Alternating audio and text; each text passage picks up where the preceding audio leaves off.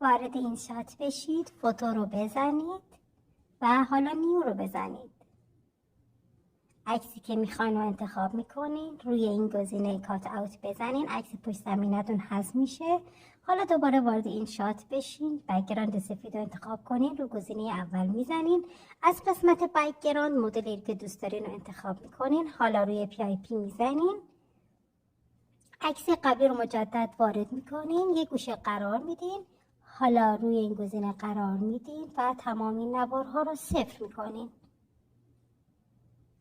مجدد رو گزینه ادیت میزنین، نورش رو کم میکنین، وارد این شات بشید. حالا از قسمت PIP عکستون رو وارد کنین، سایزش رو تنظیم کنین یه جوری که سایه پشت قشنگ بیفته پشت عکس.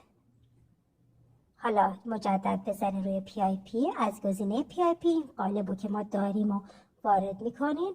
اگه کلمه قالب رو برام بفرستی، من قالب رو براتون ارسال میکنم.